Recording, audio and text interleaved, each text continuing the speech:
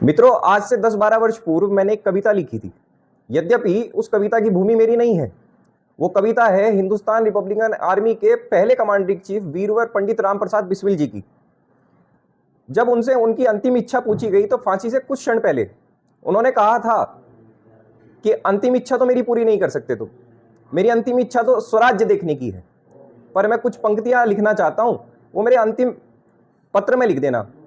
उन्होंने कहा था, यदि देश हित मरना पड़े मुझे सहस्त्रों बार भी, तो भी इस भयावह कष्ट को न निज ध्यान में लाऊं कभी।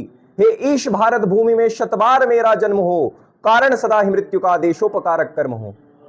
ये कविता आज भगत सिंह जी की जयंती पर, जिन्होंने 23 साल की छोटी सी उम्र में सर्वोच्च बलिदान दिया था, इस कविता को मैंने आगे जो लिखा है वो आपके बीच में रखता हूं। मेरा निवेदन सभी से रहेगा कि इस कविता को हर राष्ट्रभक्त तक पहुंचाने का प्रयत्न कीजिए। अगर पंडित राम प्रसाद बिस्मिल या भगत सिंह जी इस कविता को आगे लिखते तो कैसे लिखते? यदि देश हित मरना पड़े मुझे सहस्त्रों बार भी, तो भी इस भयावह कष्ट को न निज ध्यान में लाऊं कभी। हे ईश भारत भूमि में शतबार मेरा जन्म हो, कारण सदा ही मृत्यु का देशोपकारक कर्म हो। जन्म लूं जब जब प्रभु मैं, बन मुझ में क्षीण हो, वज्र सा हो देह मेरा न शस्त्र से अहीन हो।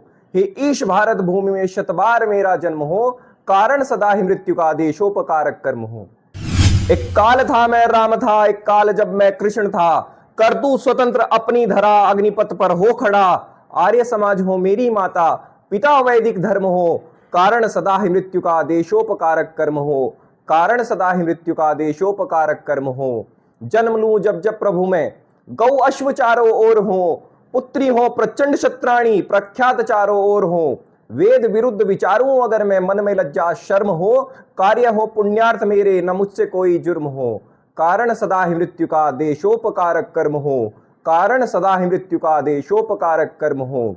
अग्नि अग्निहोत्र की जो इस समय है जल रही, लेकर शपथ इसकी मेरी वाणी कह रही। स्वराज्य का उद्घोष होगा ये मेरा विश्वास है, होंगे सम्राट हम भी एक दिन ये ही मेरी आस है। आयुद्ध हो विशाल अपने, सेना भी प्रचंड हो, कारण सदा ही मृत्यु का देशोपकारक कर्म हो। कारण सदा ही मृत्यु का देशोपकारक कर्म हो। आप सभी ने मुझे बहुत ध्यानपूर्वक सुना, आप सभी का बहुत बहुत धन्यवाद।